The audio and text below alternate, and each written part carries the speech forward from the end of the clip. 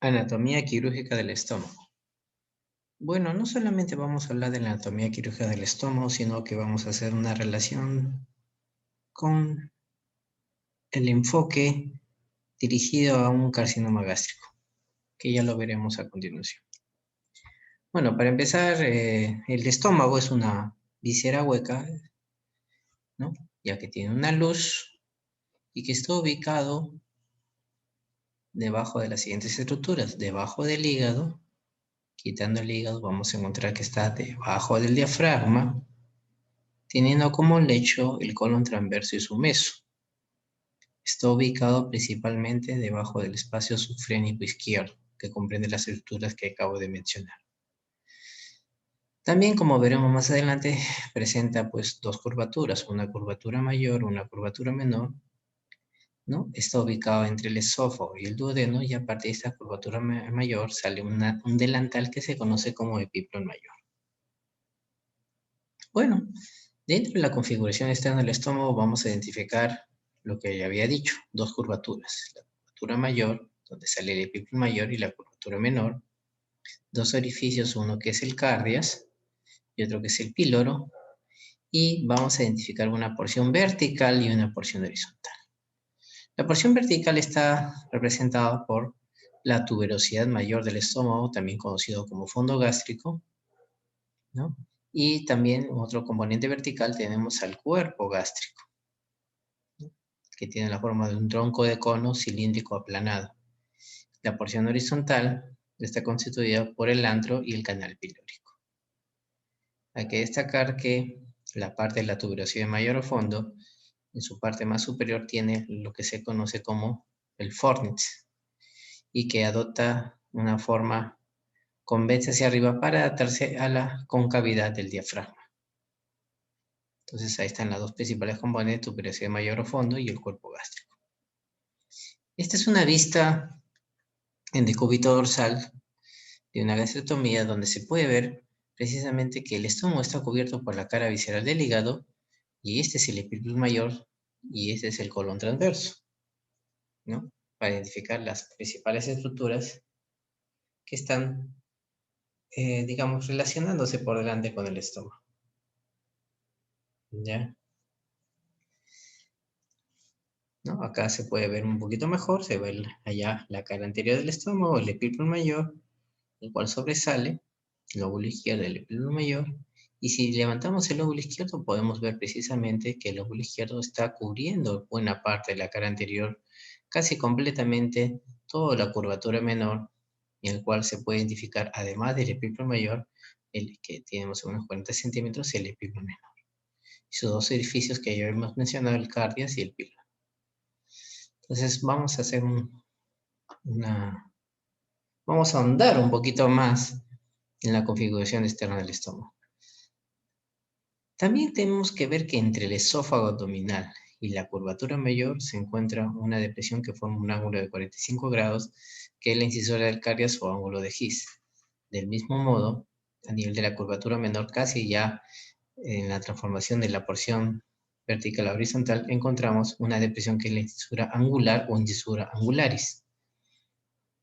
La incisura del cardias, o el ángulo de His, es un punto de referencia anatómico a partir del cual podemos trazar una línea imaginaria y podemos determinar la presencia del fondo gástrico, que tiene una longitud de 5 centímetros y que clínicamente está lleno de aire en el paciente en posición erecta.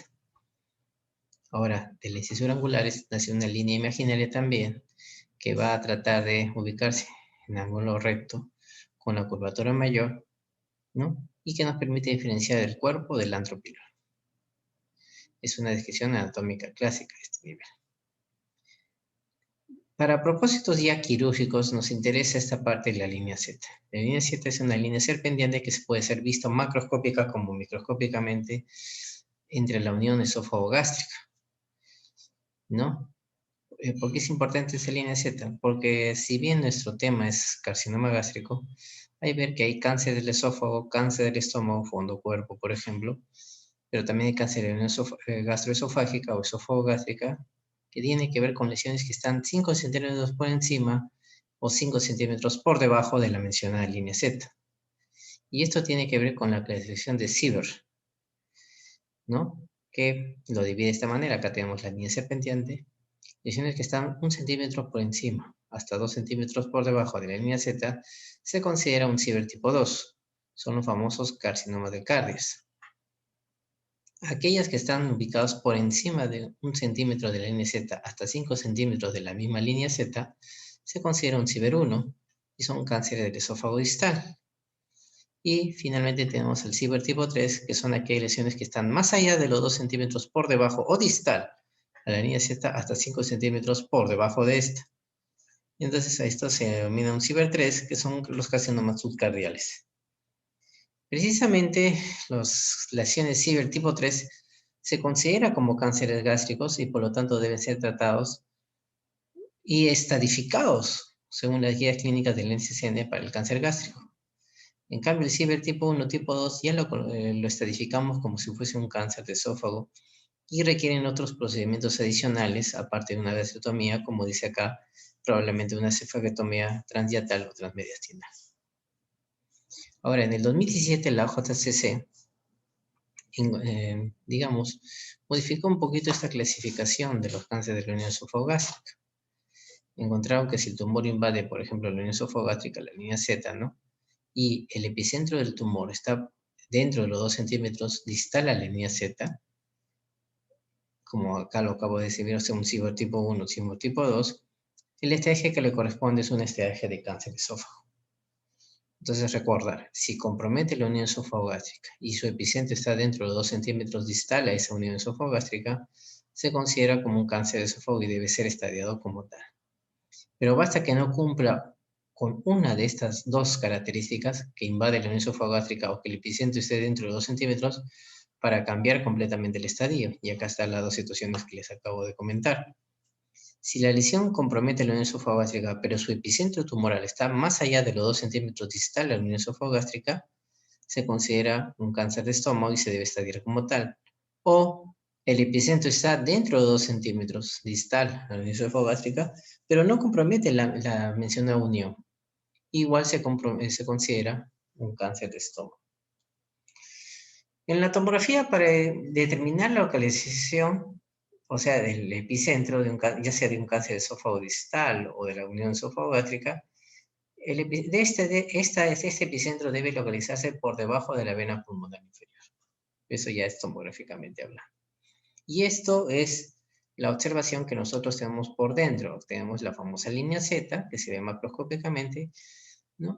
Y se ve, pues, lo que está por acá, esófago, y por fuera el estómago, ¿no?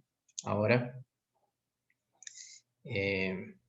esto debe ser referenciado por los gastroenterólogos para nosotros tener una idea de que si estamos ante un Sieber tipo 1, tipo 2 o tipo 3, o de acuerdo a la clasificación de la JCC, ¿no? En la línea Z, microscópicamente representa la transición abrupta de un epitelio estratificado plano no queratinizado del esófago a un epitelio cilíndrico simple que corresponde al estómago. Dentro de las capas musculares del estómago nosotros podemos identificar dos grandes capas. Una son las capas de fibras circulares que son externas y las longitudinales que son internas. Pero también nosotros vamos a encontrar unas fibras oblicuas que van de arriba hacia abajo. Por ejemplo, estas fibras oblicuas son internas, son las más internas, van así y acá lo voy a graficar, van así. Esto va a ser muy importante a la hora de hablar de otras estructuras anatómicas, como por ejemplo la unión esofagogástrica. A nivel de la unión esofagogástrica nosotros vamos a encontrar el esfínter esofágico inferior, que se encuentra tónicamente activa, pero que durante el proceso de oclusión se relaja. Ahora, el esfínter esofágico inferior tiene dos componentes. Bueno, en realidad tiene hasta tres. Tiene un componente interno que está representado por fibras musculares circulares lisas, es músculo liso, y un componente externo que está representado por la oclusión crural del diafragma, que actúa como rodeando el esófago a manera de abrazadera y lo comprime. Y además se guardan las fibras oblicuas que van de arriba hacia abajo, de abajo hacia arriba, forman un cabestrillo y forman una válvula de aleta que va a incluir la famosa válvula de Ubarov y que ayuda a cerrar la unión esofagogástrica. Entonces ahí tenemos los tres componentes del esfínter esofágico inferior, las células musculares lisas, circulares lisas, que son externas, la porción crural del diafragma que actúa como una abrazadera que comprime el esófago, y la fibra oblicuas del estómago que forman una válvula de la aleta, que es la válvula de Guarov que se ve acá, o también llamado espolón de His, que constituye el vértice del ángulo de His y que se protege la cara interna del estómago. Muy bien. Siguiendo con las lesiones anatómicas del estómago, vamos a ver esto. Por la cara anterior, el estómago se relaciona con la cara visceral del hígado, ya lo habíamos visto, esta es la línea media, este es el lado derecho, el lado izquierdo, y el diafragma, el hígado y el diafragma, pero existe una zona que está en contacto con la pared muscular anterior, que es esta parte de acá. Mide más o menos la curvatura mayor 40 centímetros y la curvatura menor unos 15. Si nosotros desplazamos el hígado, vemos pues que encontramos el epíplon menor que tiene tres porciones, acá solamente he graficado dos. La pars pediculada, o también llamado ligamento hepatoduodenal, que contiene los elementos del pedículo hepático, por ejemplo, tiene el conducto colédoco, tiene la arteria hepática propia y tiene la vena porta. La pars translúcida o flácida, y aquellas que están a nivel de la curvatura mayor, la pars condensa, por donde se cubren las arterias gástricas izquierda y derecha. Y acá se le pide mayor. Hay un orificio que está por acá, al lado de la pars pediculada, que viene a ser el hiato de Winslow, que precisamente en este esquema, en el dedo índice está introduciéndose. Y que al momento de tomarlo, nosotros vamos a tener cuidado a la hora de poder disecar esta zona durante la gastriotomía. ¿Ya? Entonces acá tenemos precisamente el dedo índice está introduciéndose al hiato de Winslow y está cogiendo o tomando la pars pediculada con los elementos de las vías biliares, conducto colédoco, hepática propia y vena porta a este nivel. Ahora, topográficamente hablando, nosotros identificamos dos espacios. Un espacio quizás y un triángulo. El famoso espacio de Traube, ¿no? Que más o menos va desde el apéndice sifoides, sigue todo un trayecto, digamos, por la curvatura mayor, que va del sexta cartílago costal hasta el noveno, y que incluye el límite como límite inferior, ese espacio del borde costal izquierdo de los cartílagos costales que va del apéndice sifoide hasta la novena o décima costilla. Y ese sería su límite inferior. Y su límite superior o borde superior, una media luna que parte del quinto sexto cartílago costal. Que cuando nosotros hacemos la maniobra de percusión, hacemos la maniobra de percusión, el sonido es un sonido timpánico, porque está lleno de aire. Y el otro es el triángulo de la B, que está constituido por los siguientes bordes, ¿no? El borde costal izquierdo, el borde anterior del hígado y la curvatura mayor del estómago, ¿no? Que reúne acá una alineación telima general, los novenos, que va del noveno cartílago costal derecho hasta el noveno cartílago costal izquierdo, ¿no? Estas son las dimensiones del espacio de Traube, y este es el famoso triángulo de la B, que como acá se ve muy bien, borde costal izquierdo, borde anterior del hígado y curvatura mayor del estómago, está este igual, y que forma una línea horizontal, acá está la curvatura mayor del estómago, o más que todo nos precisamos de una línea imaginaria que va del noveno cartílago costal de manera horizontal.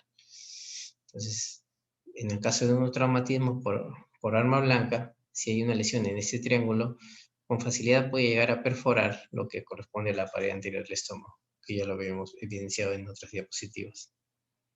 Ahora, esa es su relación anterior. Con respecto a la relación posterior, acá por ejemplo tenemos el estómago levantado para poder ver sus estructuras vasculares. Nosotros vamos a identificar lo siguiente. Vamos a pasar el estómago hacia el otro lado para poder visualizar su pared posterior. Vamos a identificar una porción subramesocólica e inframesocólica. ¿Qué relaciones tiene atrás el estómago? Tenemos el diafragma. También tenemos la glándula suprarrenal con el riñón izquierdo. Tenemos al vaso, la cara interna del vaso, el cuerpo y cola del páncreas, y finalmente el mesocolon transverso. Todos estos elementos constituyen el famoso lecho gástrico. Ahora, así como habíamos identificado que el epíplon menor consta de una pars pediculada, una pars flácida o translúcida y una pars condensa, o ligamento hepatoduodenal, ligamento hepatogástrico o gastrohepático, la curvatura mayor también tiene algunos elementos a considerar de manera diferenciada. Un ligamento gastrofrénico, ¿no? Un ligamento gastroesplénico y un ligamento gastrocólico. Acá se puede ver el ligamento gastrofrénico, gastroesplénico, ¿no? Y en el cual, bueno, acá solamente se puede ver el gastrocólico, y en el cual por acá discurren precisamente los vasos terminales de la arteria esplénica, ¿no? Que se componen en dos porciones, luego los vasos gástricos cortos y la arteria gastroeplénica izquierda. Dentro de las estructuras vasculares, nosotros vamos a identificar lo siguiente. El riñón izquierdo con su glándula suprarrenal, al menos el polo superior, habíamos visto que era componente del lecho gástrico. Y acá tenemos la aorta abdominal a la izquierda y la vena cava inferior a la derecha. El dibujo siempre nos mira a nosotros. ¿Qué nos interesa? Nos interesa esta estructura de acá, que viene a ser el tronco celíaco, y una estructura acá que es la arteria mesentérica superior. No se ve acá, pero por detrás de esta vena renal izquierda discurre la arteria renal izquierda que ingresa y luego sale como vena renal izquierda. La vena renal izquierda, por lo tanto, es una estructura vascular anterior del pedículo renal. Y cuando sale, desemboca o desagua en la vena cava inferior, que es cruzada por la arteria mesentérica superior, formando una pinza mesentérica. Ahora, esta es la parte del lecho gástrico del estómago, se ve una parte, se ve el vaso, por ejemplo, se ve el riñón izquierdo, parte del colon transverso, ¿no? Y acá está la estructura de la aorta abdominal y acá está la vena cava inferior. Podemos observar la vena renal izquierda que desemboca en la cava inferior, la vena renal derecha, que es más corta, ¿no? Y acá está la arteria mesentérica superior que lo cruza por delante. Por arriba ya hemos identificado esta estructura que viene a ser el tronco celíaco, que da 3 ramas. El tronco celíaco, ¿no? Es la siguiente rama, la arteria gástrica izquierda, también llamada coronaria estomáquica, la arteria hepática común y la arteria esplénica, que a continuación lo vamos a detallar. Como tronco celíaco, nace pues a nivel de la cara anterior de la aorta abdominal, como se ve acá, a nivel de T12 y L1. Tiene una longitud de 10 a 15 milímetros y un diámetro de 6 milímetros. Bueno, las estructuras que identificamos están representadas por el número 1, por la arteria gástrica izquierda, también llamada, que es esta de acá, que va hacia arriba, curva, forma la hoz de la coronaria, un repliegue peritoneal, y va hacia la curvatura menor. La arteria gástrica izquierda es conocida como arteria coronaria estomáquica. Luego tenemos, acá está, la aorta abdominal, y luego sigue la arteria hepática común que va hacia la derecha y la esplénica que va a la izquierda. Ahora es importante identificar la famosa trípode de Haller. Hasta según el libro de Tessula Tarrier, hasta en un 46% de los casos, el tronco celíaco, que es este de acá, 46% de los casos, forma, o mejor dicho, la primera rama que emerge es la arteria gástrica izquierda y después termina una bifurcación originando la arteria hepática común y la arteria esplénica.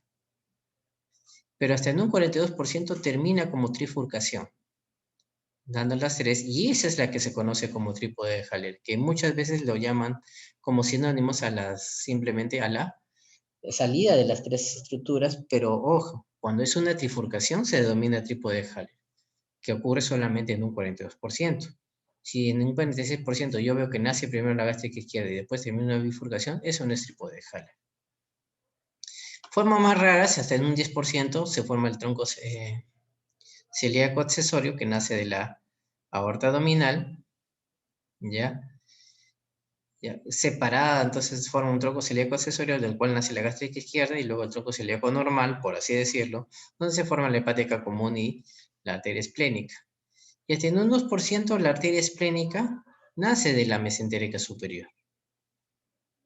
Bueno, acá se puede ver muy bien el tronco celíaco. Este sí es una trípode de Haller, miren cómo termina una trifurcación. Forma la arteria hepática común, la gástrica izquierda y la arteria esplénica. Ahora, según el libro de Skandalakis es un poquito más práctico. Él dice, no, vamos a clasificarlo de acuerdo a las ramas que salen.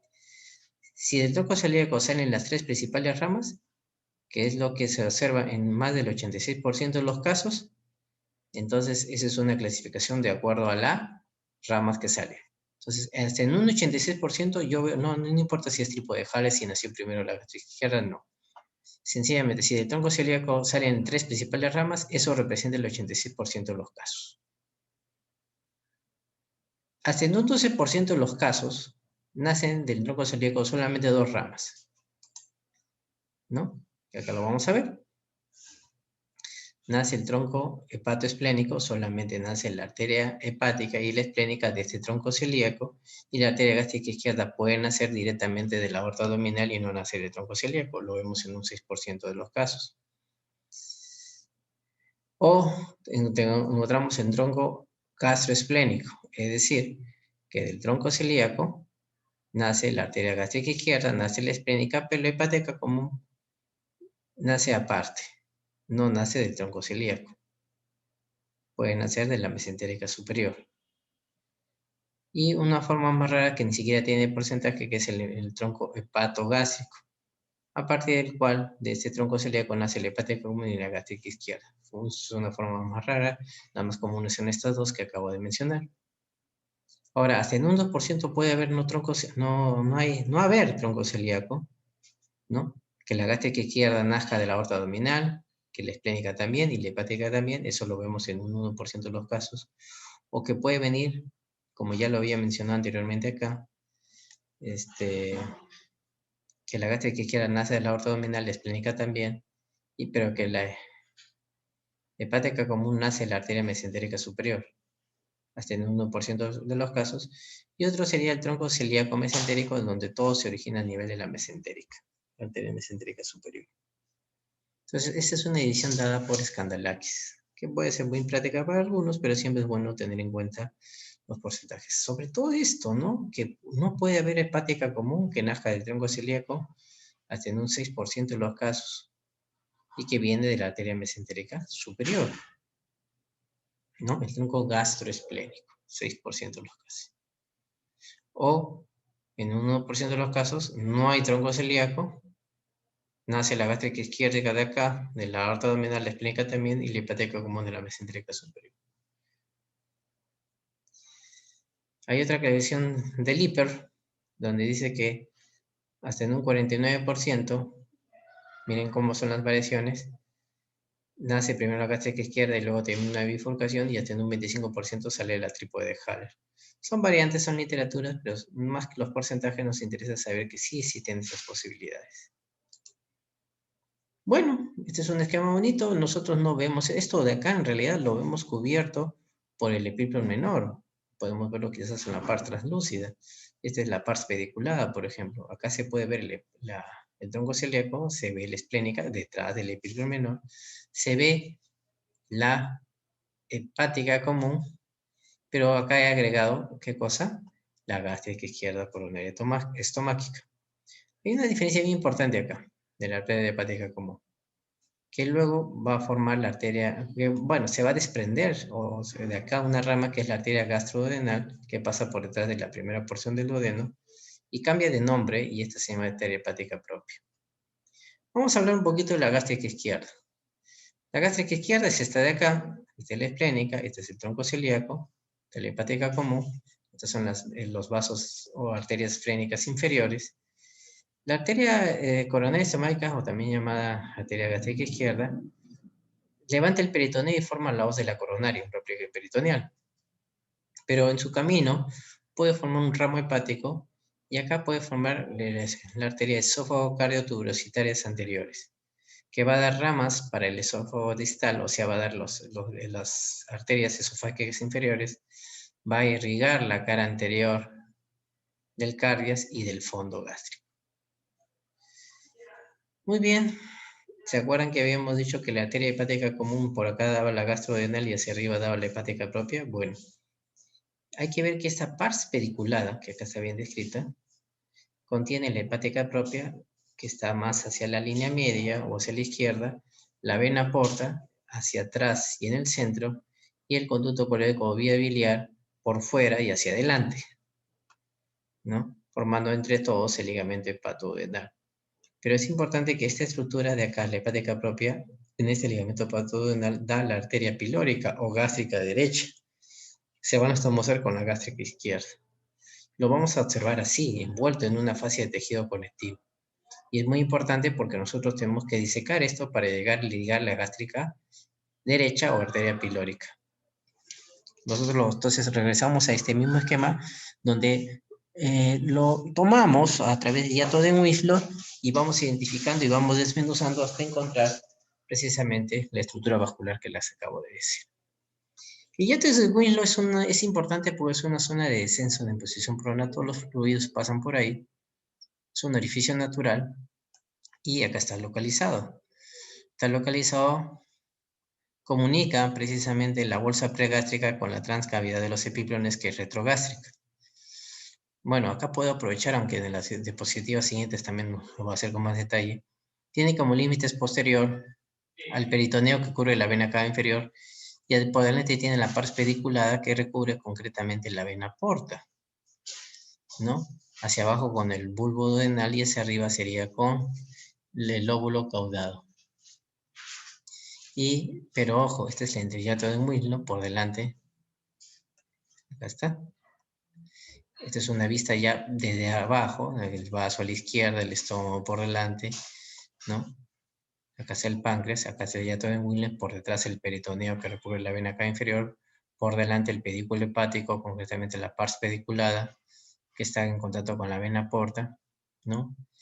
Y entramos, y dentro de esto, el hiato de Winslow me da la entrada no directamente a la transcavidad, sino a lo que se conoce como el vestíbulo de la bolsa mental, que tiene como límites hacia atrás, o mejor dicho, hacia adelante, con la porción flácida o translúcida del epiplo menor, por detrás con el peritoneo que recubre tanto la vena cava inferior y con el páncreas, y llega a un agujero que se identifica porque por ahí se está levantando la arteria gástrica izquierda formando la hoz de la coronaria y que se conoce como el orificio de la bolsa mental o de Bosch-Dalet, que recién comunica con la transcavidad de los epiplones, respectivamente, que tiene como límite anterior el estómago y por detrás el páncreas. Entonces, ese es el repliegue de la peritoneal que habíamos dicho. Muy bien, haciendo ya uso de la vascularización, lo podemos resumir de la siguiente manera. Tenemos dos orificios, no se olviden. Habíamos dicho que había una porción vertical, una porción horizontal del estómago, una curvatura mayor, una curvatura menor por parte de los epiplones, y vamos a identificar la aorta abdominal. Este es el músculo diafragma. Las primeras vasos que se van a formar son las arterias frénicas inferiores. Por ahí que va a originar la arteria suprarrenal superior, la arteria suprarrenal media, y me interesa el tronco celíaco. Del tronco celíaco nace la arteria gástrica izquierda coronaria estomáquica, nace la arteria esplénica que va al vaso y que se divide en una arteria gástrica izquierda y una arteria gástricas cortas, y nace la hepática común, cuya primera rama es la gastroduodenal, que atraviesa o va por detrás de la primera porción del duodeno, se localiza a nivel del esfínter pilórico y da dos ramas terminales, ¿no? Y antes de que dé las dos ramas terminales da una arteria, casi no se ve, que es la arteria intrapilórica, y da una arteria gastroepilórica derecha y una arteria pancreatoduodenal superior. Cuando la hepática común da la gastroduodenal, cambia de nombre, se llama arteria hepática propia, que va subiendo, recuerdan, formando parte del pedículo o de la pars pediculada, del ligamento hepatoduodenal o del pedículo hepático, como quiera llamarse, y ahí se va a formar la arteria gástrica derecha o arteria pilórica, formando el circuito arterial de la curvatura menor del estómago, ¿no? Y la arteria hepática propia sigue ascendiendo, va a formar dos ramas, la hepática derecha y la hepática izquierda, a partir del cual de la hepática derecha se forma la arteria cística. Recuerda que esto es un movimiento artificial porque el hígado está superpuesto a la cara anterior del estómago y lo cubre en su mayor parte, no dejando observar el epiplón menor. Ahora, podemos aprovechar este esquema para mencionar el drenaje linfático, ¿no? Del estómago, de sus grupos ganglionares. ¿Ya? Uno son las venas, perdón, los ganglios paracardiales derechos e izquierdos, el grupo 1 y 2. Luego siguen los ganglios de la curvatura menor que se unen en 3A y 3B, ¿no? el 3A, que son ramas directamente de la gástrica izquierda, el 3B, que viene a ser de la porción distal de la arteria gástrica, arteria pilórica, ganglios de la curvatura mayor que se representó por el 4, que si ven 4SA, ganglios que están alrededor de las gástricas cortas, 4SB de la gastropilórica izquierda, y 4D de la gastropilórica derecha, que es esta de acá.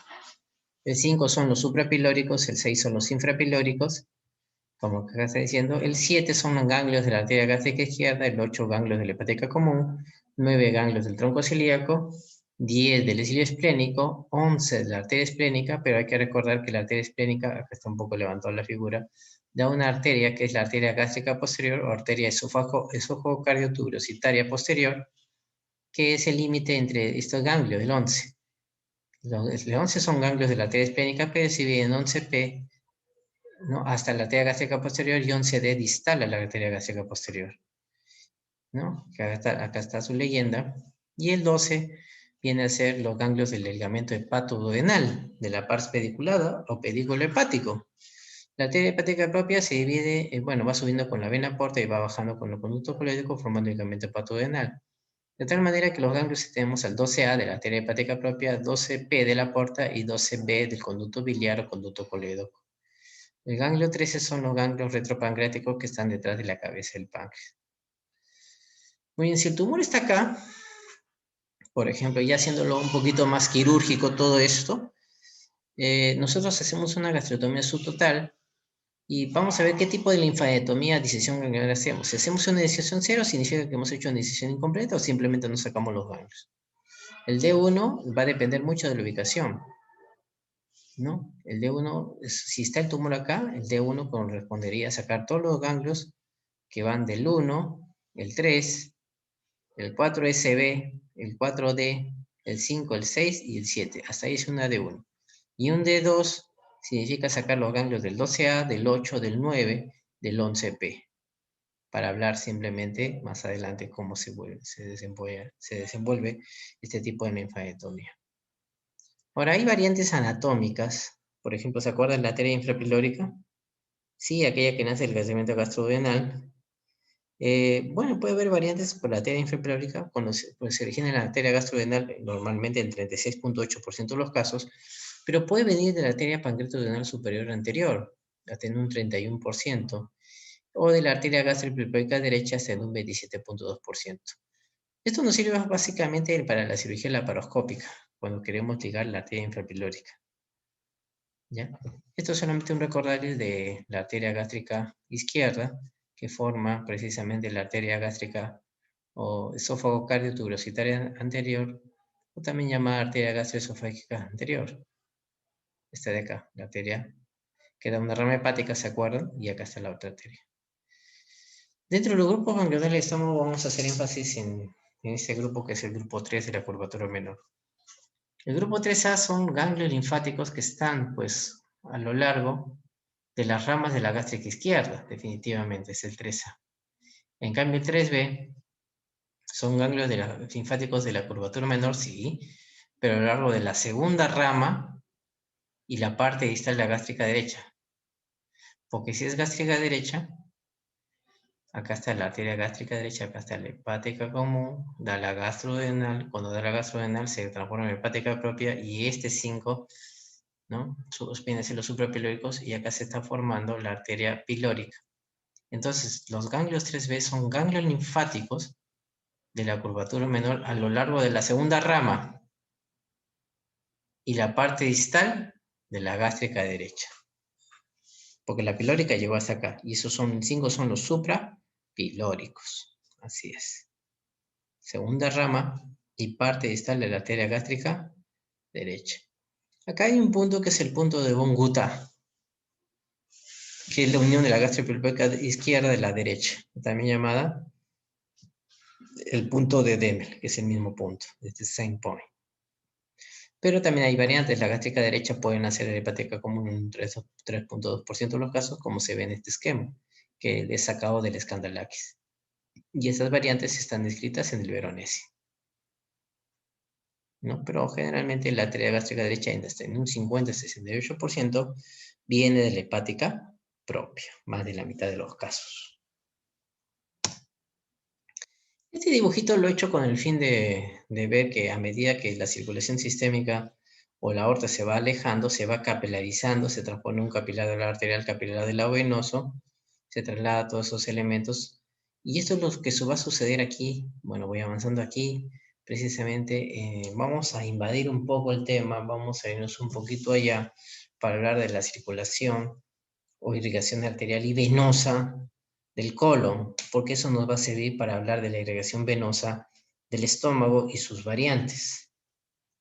Por ejemplo, acá la arteria mesentérica superior no cruza la tercera porción del duodeno, pero ojo, este dibujo adolece está en falta, porque si ustedes recuerdan, la arteria mesentérica superior lo primero que cruzaba era la vena renal izquierda, ¿no? Y acá en el dibujo parece que nace directamente y nomás se proyecta sobre la tercera porción, cosa que no es así, pero es el mejor dibujo que encontré.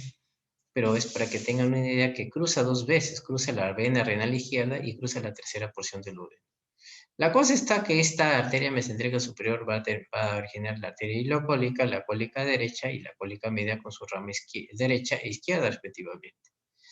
Entonces ahí está la aorta, la arteria mesentérica superior termina como arteria ilial, los vasos iliales, está la arteria ilocólica que forma un tronco, el tronco ilio biseco apendículo cólica, ilio biseco, porque seca el anterior, seca el posterior, apendículo para el apéndice y cólica para el colon ascendente.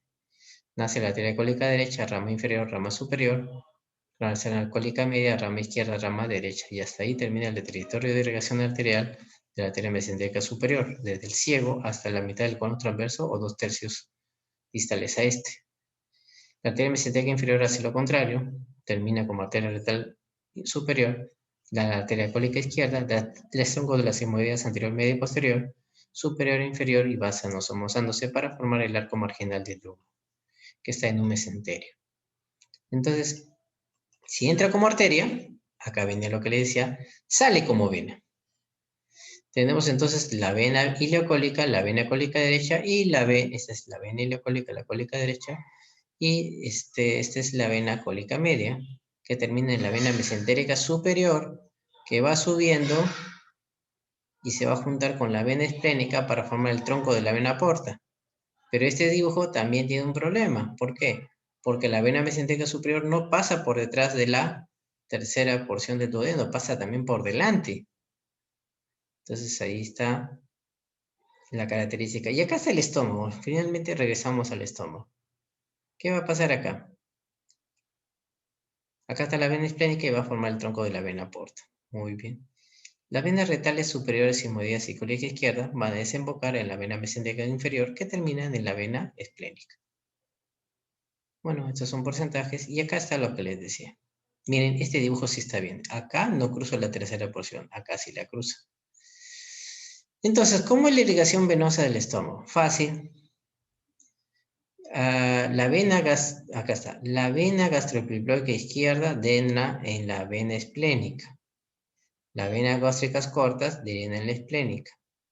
Tanto la vena gástrica izquierda como la vena gástrica derecha terminan en la vena porta. ¿Ya? Y esto es importante. La vena gastroepiploica derecha termina en el tronco gastrocólico y esta a su vez termina en la mesentérica superior. El tronco gastrocólico también recibe drenaje de las venas pancreatoduodenales, sobre todo superior, y esta sería la inferior. Tronco gastrocólico de Henle. Y acá es un dibujo bien bonito, miren cómo la vena gástrica izquierda termina en la vena porta, como la vena gástrica derecha termina en la vena porta. Acá no se ve muy bien cómo es que la vena gastroepiploica derecha termina ¿dónde? En el tronco gastrocólico de Henle, y cómo la vena pancreatoduodenal puede terminar acá. Entonces, acá se ve mucho mejor. Miren cómo la vena gastroepiploica derecha está acá, termina en un tronco gastrocólico en Henle y la vena pancreatoduodenal inferior. Acá está cortado el estómago, acá están las venas gástricas derecha e izquierda que terminan directamente en la vena porta. Y cómo es que la vena gastroepiploica izquierda termina en la vena esplénica. Y acá tenemos la vena mesentérica inferior. Bonito esquema. Y acá todo junto, tanto la parte arterial como la parte venosa, ¿no? Pero hay variantes, porque si ustedes ven acá, vena gastroepilórica derecha, termina gastrocólico, vena pancreatodenal acá también, pero hay una vena que se superpone acá, ¿no? Una vena cólica derecha accesoria, o vena cólica derecha superior, que puede terminar acá. Y bueno, para el trocoangele puede tener varias variantes. El trocoangele es muy importante a la hora de hacer la gastrectomía, porque tenemos que llegar hasta ahí para poder hacer la disección de los grupos ganglionares, sobre todo los infrapilóricos, ¿no?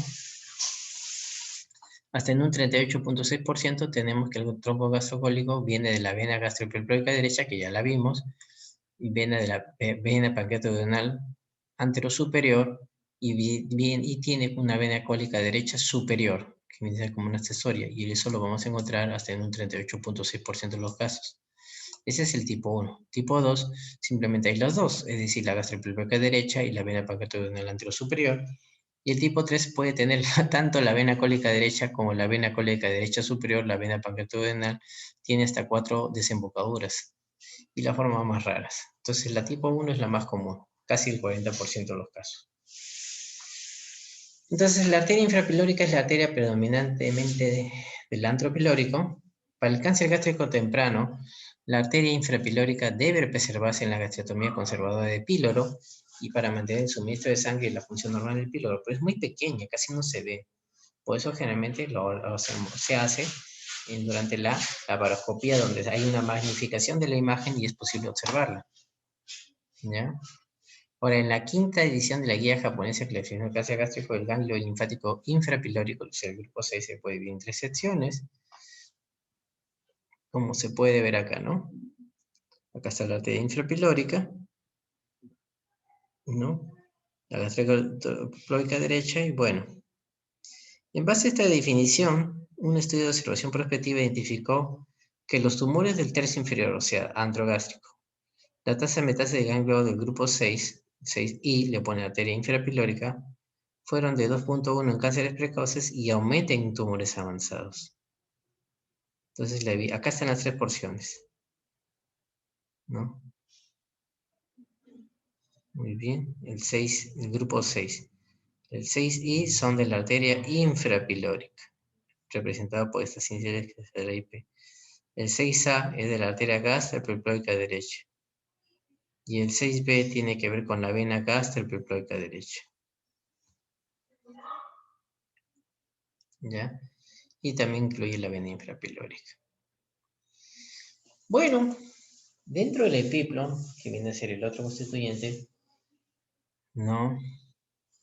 Como un delantal, nosotros identificamos que se forma a partir de la subvascularización de la arteria gastroepilórica derecha y de la gastroepilórica izquierda. La gastroepilórica derecha, acuérdense, viene de la gastrodenal, y la gastroepilórica izquierda de la arteria esplénica. De la gastroepilórica derecha se va a originar la epiploica derecha, y de la gastroepilórica izquierda la epiploica izquierda, que juntos van a somozarse y van a formar el arco infracólico de Barco, ¿no? Que luego asciende.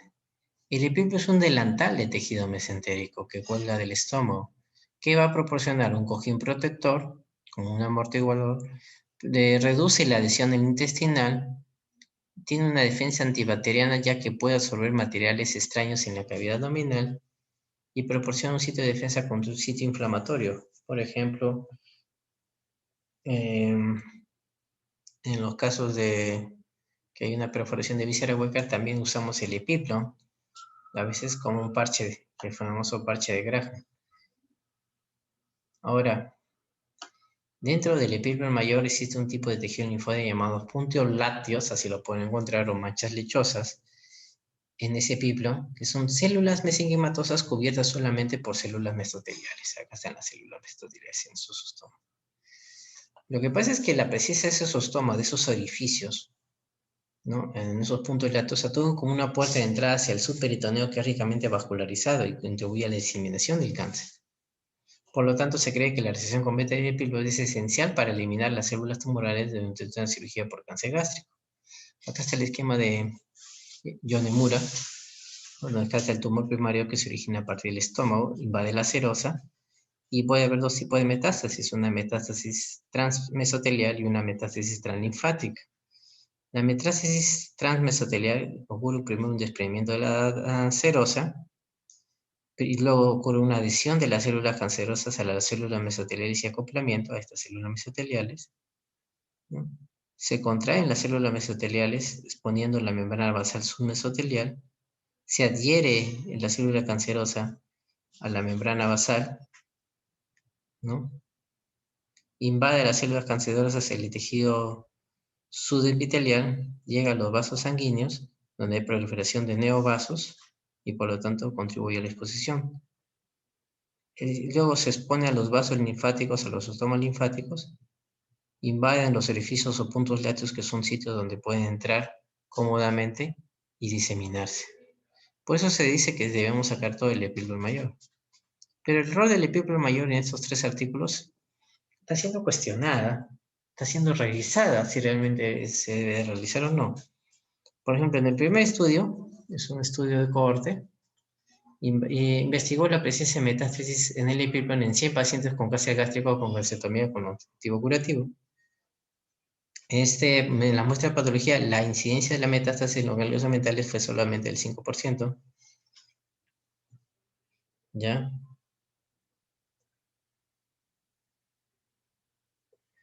Y acá está.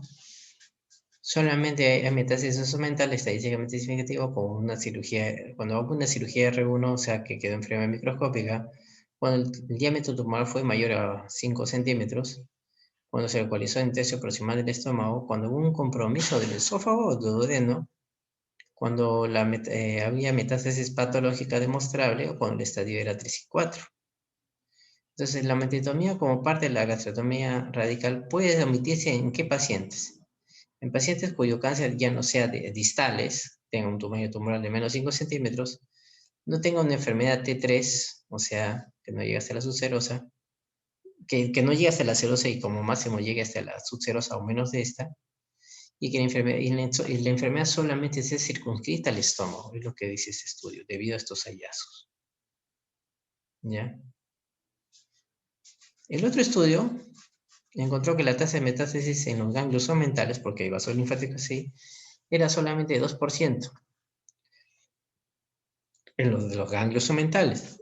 Los depósitos tumorales en el epíplomo llegó hasta 8%.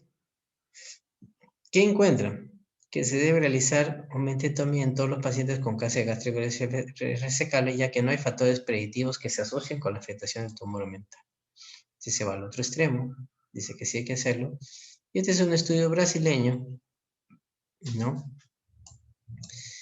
Del 2019, es un estudio de cohorte retrospectivo, que solamente encuentra una incidencia de metástasis en los ganglios mentales de 1.8%. ¿Y en qué pacientes ocurre? Cuando hay bastante metástasis ganglionaria en 3B, cuando sea un estadio clínico de 3 para arriba, cuando el tamaño tumoral es un poquito más de 4 centímetros y cuando se evidencia una emisión venosa, ¿no? El tamaño tumoral 0.018, entonces se hizo un punto de corte donde se determinó que el punto de corte a partir de 5.25 sería lo ideal. ¿Para hacer qué cosa? Aumentotomía. Entonces, que incluye que la incidencia de ganglios linfáticos mentales metastásicos es extremadamente baja, que puede evitarse en tumores de menos de 5 centímetros y con tumores T1, T2, y que la metástasis de los ganglios linfáticos en el pulmón mayor, cuando ocurre, se asocia a mayor recurrencia en peritoneo, el hígado, el ovario y la muerte.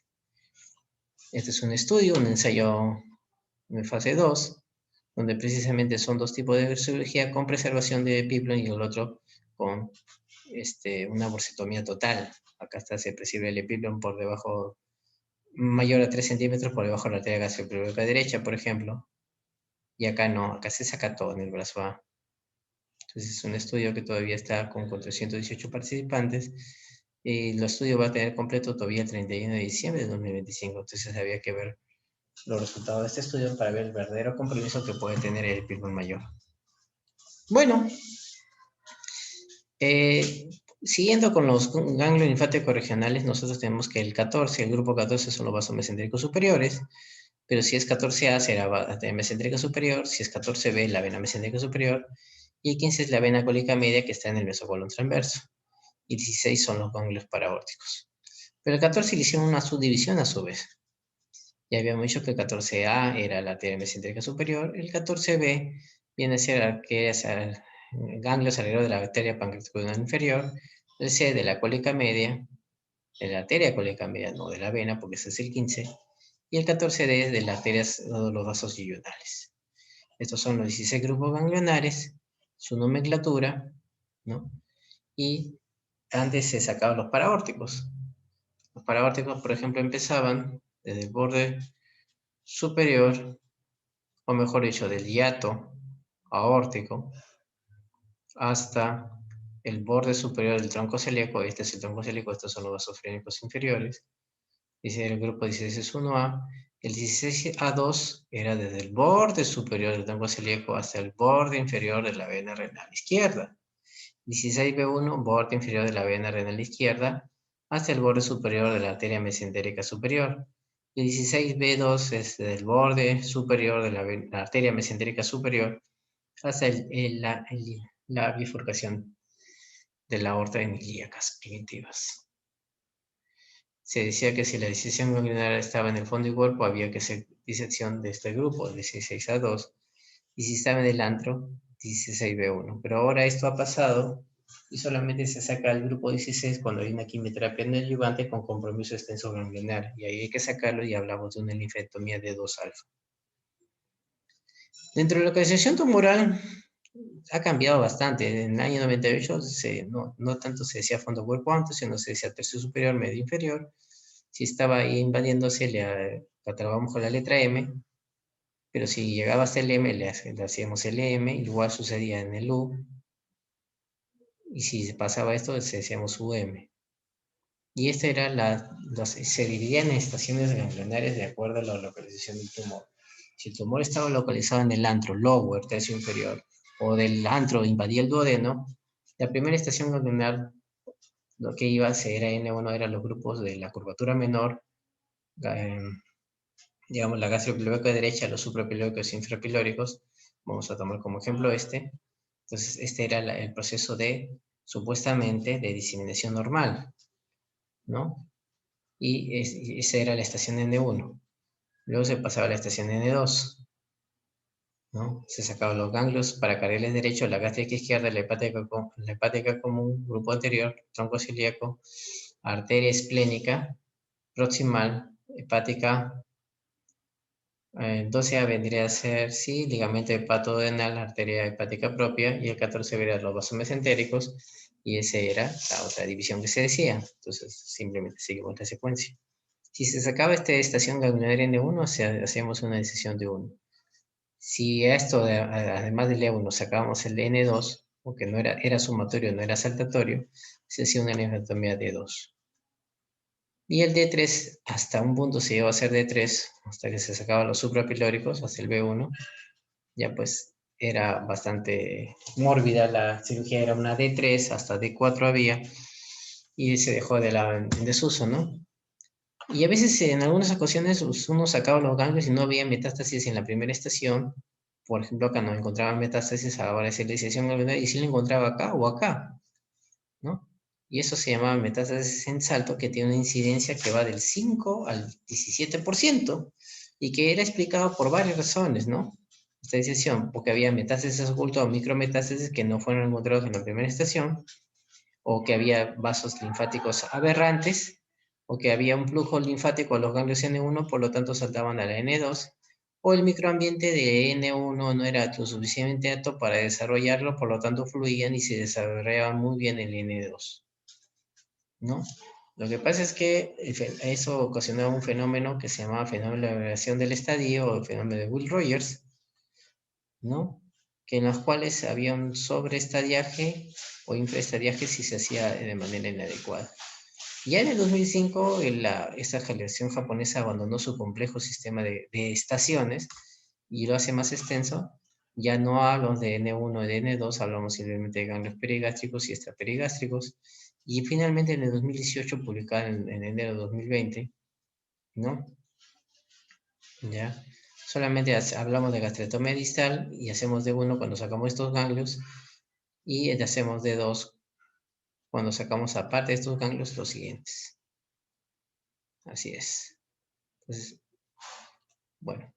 Pero también recordar que todo el drenaje linfático tiene que viajar por el conducto torácico y llegar hasta el ángulo yúgulo subclavio, y a veces esto puede estar, el tumor se podía diseminar por la vía linfática y ocasionar un famoso ganglio de Virchow, que era simplemente porque en ese punto se encontraba el conducto torácico hacia la vena yugular interna o hacia el ángulo yúgulo subclavio. Cuando hacíamos una D2+, ¿en qué momento lo hacíamos? Si había compromiso del grupo 10 y teníamos que sacarlo, ese se convertía en un D2. Si había compromiso de la estación ganglionar 6, evidentemente teníamos que sacar el grupo 14B del ganglio linfático venoso mesocéntrico superior. Y si había compromiso de la cabeza del páncreas, aparte de eso, teníamos que sacar el grupo 13, ya no se considera ganglio linfático a distancia, sino un regional. Y sacamos el grupo 16 los paraórticos luego de una quimioterapia adyuvante para una afectación extensa ganglionar. D2 Plus ha sido demostrado en algunos estudios chinos, ¿no? Que está asociado con una mejora en la sobrevida. Acá está la sobrevida con D2 Plus, ¿no?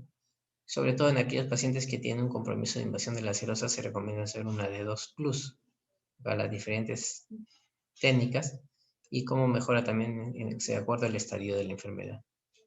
Entonces la adición de 12B, 12P, o sea, del ganglio de la vía biliar o del conducto colédoco, de la puerta, del 14B lo mesocéntrico y del 13 al linfedema de 2, debe ser una opción para pacientes que tienen invasión serosa clínicamente demostrada.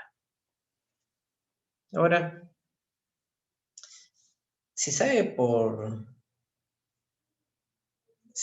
pues que los pacientes, si están en la lesión del antro gástrico, se debe hacer una gastrectomía subtotal, ¿no? Y si está en el fondo y cuerpo proximal, una gastrectomía proximal. O más que todo hacemos, si es cáncer gástrico avanzado, que es lo que más vemos, una gastrectomía total. Este metaanálisis coincide pues que no hay beneficio en la sobrevida si nosotros tenemos pacientes con tumores del tercio inferior del estómago, entre gastrectomía total. Por ejemplo, si hacemos una gastrectomía total, lo que vamos a una lesión que está en el antro gástrico, por ejemplo, distal, lo que vamos a tener es sencillamente mayor riesgo de distensión de anastomosis, problemas de herida operatoria y sobre todo acceso peritoneal. Entonces no justifica, porque la complicación postoperatoria va a aumentar 1.61 veces de manera global, pero cuando lo estadifica por tipos de complicaciones aumenta mucho más, ¿no? La recurrencia es igual en los dos lados, sea la gastotal o subtotal, y la muerte relacionada por cáncer son iguales, o sea, no justifica entonces hacerle una gastrectomía total a un cáncer gástrico en la región distal o del antro. Y la sobrevida global está más en relación con una gastrectomía distal que más que con una gastrectomía total, con una buena tasa de supervivencia o de riesgo. Ahora, ¿cuántos ganglios hay que sacar? Depende. Si hacemos una de 2, 25 ganglios, 26 ganglios. Ya del 2000, los estudios estadísticos decían que tenían que ser como mínimo inferior, límite inferior 25. Ya estudios más recientes, 2017, aumentó a 29 ganglios. En Seúl, por ejemplo, encontraron esto, que sacando más de 25 ganglios, la superioridad es mucho mejor que 15 a 25, ¿no? Y el iChannel ya dice que debe ser de 30 para arriba, ¿no? Y bueno, este otro estudio también habla de 29 ganglios, sobre todo en centros de alto volumen. Y acá incluyendo el feto cirujano en cirugía por cáncer gástrico debe tener más de 30 operaciones para que el riesgo de complicaciones sea muy bajo, en comparación con menos de 15. Una curva de aprendizaje nos dirá que se define como éxito de decisión ganglionar si tú sacas más de 25 ganglios y como fracaso si sacas 25 ganglios. Y en este estudio encontraron que como mínimo era 23 casos y que al menos los cirujanos necesitaron 8 meses para lograr una tasa de éxito del 92.5% con este nivel de experiencia. Para el caso de la morbilidad, bueno, esto es para el caso de una buena disección ganglionar, 23 casos en 8 meses, u 8 meses, y más de 25 ganglios. En el caso de que disminuya la morbilidad, tienes que tener por lo menos 48 gastrectomías con linfadectomía para que la morbilidad no aumente más allá de estas cifras mostradas, ¿no? Entonces, este estudio para evaluando la curva de sobrevida, evaluando la curva de aprendizaje para cáncer gástrico basado en la sobrevida actuarial, dice que por lo menos después de una cirugía abierta fue pronunciada, no llegó a una meseta hasta que completó 100 operaciones. La sobrevida global de los pacientes a los 5 años cuando el cirujano tiene un historial de más de 100 operaciones fue mayor en cada estadio y por estadios. Finalmente, para hablar de animación autónoma, esto lo vamos a retomar, recuerda que el estómago y toda la vía gastrointestinal está inervado por simpático y parasimpático, porción sacra, porción cráneo, sacra parasimpático, tronco lumbar o tóraco lumbar a nivel simpático del representado rojo. Saber que, por ejemplo, las neuronas preganglionarias nacen de T5, T9 al ganglio celíaco y el estómago va acá, la neurona post, luego sigue el ganglio mesentérico superior y finalmente el ganglio mesentérico inferior que va del tercio distal del trómulo transverso hasta el recto sigmoides. El núcleo motor ocial del vago tiene una alta irrigación que va desde el estómago hasta el tercio o la mitad próxima del colon transverso. Y la otra porción se encarga de la porción sacra simpática. Dentro de la estructura vagal del diafragma nosotros vamos a identificar dos, ¿no? El nervio vago izquierdo y el nervio vago derecho. Como vemos, son dos troncos vagales que atraviesan el diafragma y se observan en el 88% de los casos. Troncos vagales que atraviesan el diafragma, dos. En el 88% de los casos vemos este esquema. Que luego tenemos un tronco vagal anterior y un tronco vagal posterior. El tronco vagal anterior se divide en una división hepática y una división gástrica anterior. Y el tronco vagal posterior se divide en una división celíaca y una división gástrica posterior. Más de la mitad de los casos están a la derecha, el tronco vagal anterior y el tronco vagal posterior también, ¿no? Esto lo voy a pasar. Ahora, hasta en un 7% de los casos, los troncos vagales se dividen en el tórax. Hasta en un 3%, los troncos vagales se encuentran y se dividen en el abdomen. Y hasta en un 2% de los casos, los troncos vagales están completamente en el tórax. O sea que, digamos, en más del 88% de los casos, los troncos vagales se dividen en el tórax. Tenemos tronco vagal anterior, tronco vagal posterior, y así atraviesan el hiato esofágico. En un 7% se dividen en tórax, ¿sí? Pero cuando llega aquí, en el diafragma, ya hay 4 divisiones vagales, cuando llegan al hiato. En cambio, en el 3%, de nuevo repito, el plexo esofágico se encuentra gástrico, los troncos vagales se encuentran y se dividen en el abdomen, en un 3%, y en el otro hay más de 4 divisiones vagales, pero en el tórax. El nervio pilórico de Macrae y la división hepática son incorporados en un nervio. Acá está el tronco vagal anterior, división hepática, división gástrica anterior, proximalmente. Acá el nervio pilórico de Macrae, recuerden entonces, y la división hepática son incorporados en un nervio proximalmente. División hepática y el nervio pilórico están dentro de la división hepática.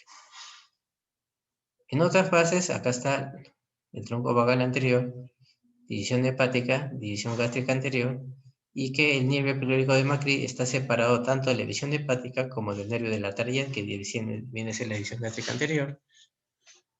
¿Ya? La división y el nervio, en una tercera ocasión, o tercer escenario, el nervio pilórico de Macrae está ausente, pero está incorporado dentro del nervio de la tariet, está escondidito por acá, y no hay pata de gallo. Y fibras pilóricas suplementarias bajan ¿de dónde? De la división hepática. Y en un cuarto escenario, el nervio pilórico de Macrae está en la división hepática. Acá está. Nervios anterior y posterior de la tariet, división hepática, división gástrica anterior, el nervio de la tariet.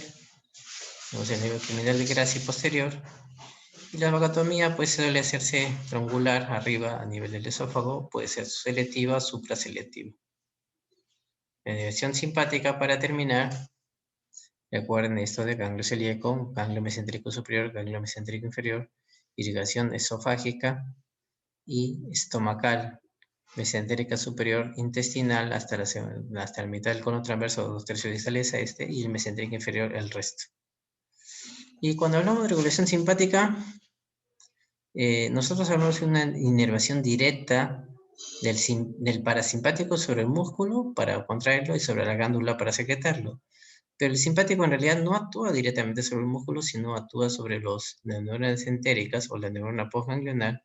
Y lo que hace sencillamente es darle noradrenalina, ya que esta neurona postganglionar tiene un receptor alfa-adrenérgico, y lo que hace es causar una inhibición, ¿no?